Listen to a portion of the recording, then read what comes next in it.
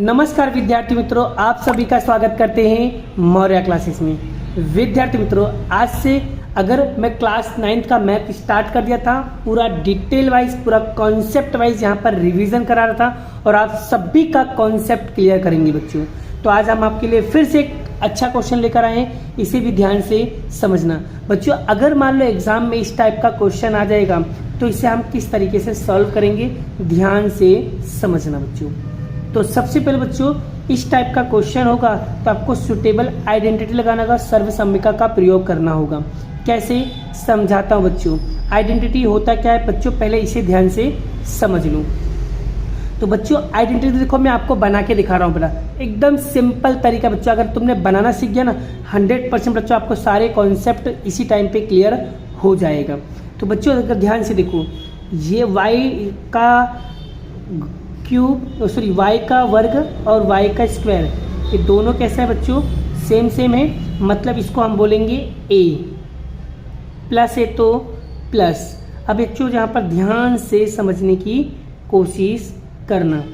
यहाँ पर जैसे मैं समझाऊंगा, अगर उस तरीके से फॉलो करोगे तो 100% आपका काम हो जाएगा बच्चों। यहाँ पर ये देखो दोनों सेम है बच्चों।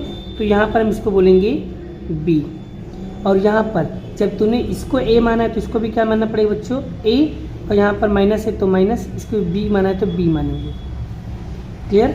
अब बच्चों इसका सूत्र क्या होगा, इसका सूत्र ये होगा a और a क्या होगा बच्चों, जैसे हम बता रहा हूँ, a और a क्या हो जाएगा, a स्क्वायर हो जाएगा। क्लियर। और बच्चों ये प्लस है ये माइनस है, तो प्लस माइनस क्या होगा बच्चों, माइनस हो जाएगा। तो अब b और b क्या होगा बच्चों, b स्क्वायर हो जाएगा। बस यही आपका सूत्र था और आपका सूत्र रेडी हो गया। आई होप आपको बच्चों ये सारे सूत्र यहाँ पर अच्छे तरीके से समझ में आ गया होगा। और बच्चों अगर ये सूत्र अगर आपको समझ में आ गया है तो बड़ा वीडियो को एक बार ज़रूर लाइक करना, ठीक है बच्चों। चलिए अब हम सवाल को सॉल्व करके बताते हैं। तो बच्चों a आपने किसको माना, y, तो यहाँ पर लिख दो बच्चों a बराबर जिसको y माना उसको लिखेंगे y स्क्वायर। और b आपने किसको माना बच्चों, b हमने यहाँ पर अज्यूम किसको किया है बच्चों, जो अज्यूम किया है उसे आप लिख दो। क्या लिखा है, तो 3/2। बस यहाँ पर मेरा सवाल पूर्ण हो गया। चलिए अब हमें क्या करना है, ध्यान से समझते चलना है बच्चों। चलिए a की जगह पे बच्चों हम क्या लिखेंगे, a की जगह पे हम लिखेंगे यहाँ पर y। तो बच्चों यहाँ पर लिखेंगे y का स्क्वायर, और यहाँ पर स्क्वायर के ऊपर देखो बच्चों a के स्क्वायर पे a के ऊपर भी क्या है, 2 है, तो यहाँ पर लिखेंगे हम 2 लिख देंगे, क्योंकि भाई इसके पास तो पहले से पावर था ही और यहाँ पर भी 2 आ गया, तो 2 और 2 हो जाएगा। क्लियर। आगे बच्चों माइनस है तो माइनस। अब b की जगह पे क्या लिखेंगे बच्चों, 3/2, तो 3/2 और इसके ऊपर पावर क्या आएगा बच्चों, 2 आ जाएगा। बोलो यहाँ तक क्लियर हो गया बच्चों। आई होप आपको कॉन्सेप्ट समझ में आ रहा है। अब हम क्या करेंगे बच्चों, यहाँ पर y का y, और बच्चों ये दोनों जब दोनों घात के ऊपर घात हो ना, पावर के ऊपर पावर हो, तो दोनों पावर क्या हो जाते हैं, मल्टीप्लाई होते हैं। दोनों घात क्या होता है, गुणा होता है। तो 2 गुणे 2 क्या होगा बच्चों, 4 होगा। तो यहाँ लिखेंगे हम 4, माइनस का माइनस। अब बच्चों जब भी कभी बट्टे वाला संख्या तो इसको कैसे करेंगे, तो पहले ये देखो 3 का वर्ग क्या होगा बच्चों, 3 का वर्ग होगा 9, फिर 2 का वर्ग क्या होगा, 2 का वर्ग होगा 4। यही क्या होगा बच्चों, आपका फाइनल आंसर होगा। आई होप बच्चों आपको ये कॉन्सेप्ट अच्छी तरीके से समझ में आ गया है, ठीक है बच्चों। चलिए एक क्वेश्चन लेकर मैं आपको और समझाता हूँ, जिससे आपका पूरा कॉन्सेप्ट क्लियर हो जाए। चलिए बच्चों इस क्वेश्चन को भी हम सोल्व करके बताते हैं। सबसे पहले हम यहाँ पर सूत्र लिख देते हैं a प्लस b और a माइनस b। तो क्या होगा, a square minus b square, हमने सूत्र लिख दिया।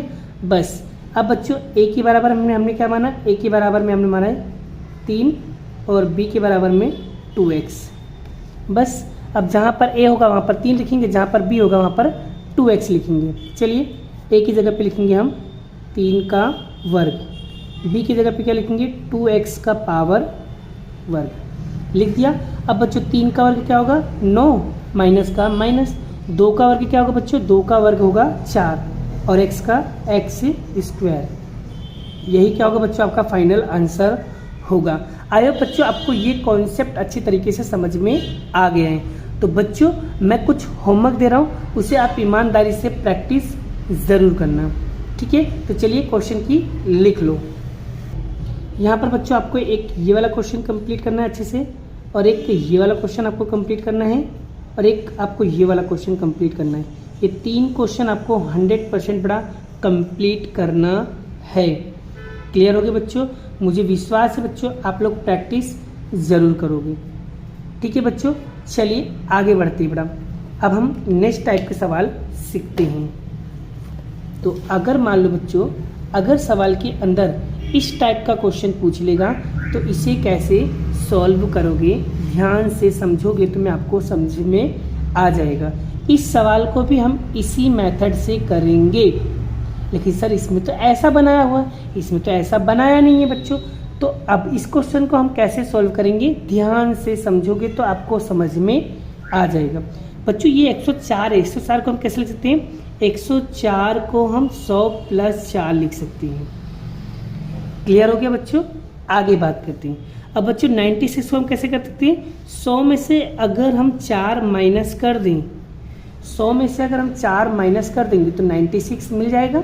हाँ सर बिल्कुल मिल जाएगा। तो यानी कि इस तरीके से हम इसे लिख सकते हैं। अब बच्चों ये पूरा का पूरा इस तरीके से बन गया, बस ये वाला सूत्र लगा तो आपका आंसर आ जाएगा। कैसे, चलिए सूत्र लगाते हैं बेटा, a + b a - b फिर a² - b²। बस भाई a की जगह पे लिख दो 100 और b की जगह पे लिख दो 4, बस। चलिए तो यहाँ पर हम लिखते हैं, a की जगह पे लिखेंगे हम 100, वर्ग है तो भाई वर्ग लगा दो, b और b की जगह पे लिखेंगे 4, वर्ग है तो हम लगा देंगे वर्ग। अब 100 का वर्ग क्या होगा बच्चों, 100 का होगा 10,000 - 4 का वर्ग क्या होगा बच्चों, 16 होगा।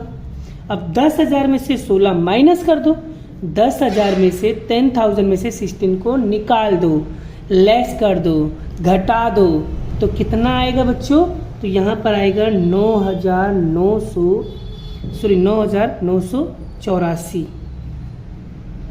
ठीक है, यही क्या होगा बच्चों, इसका फाइनल आंसर होगा। आई होप बच्चों आपको ये वाला क्वेश्चन भी अच्छी तरीके से समझ में आ गया है। चलिए एक क्वेश्चन मैं होमवर्क में देने जा रहा हूँ, ईमानदारी से आपको वो क्वेश्चन कंप्लीटली करना रहेगा।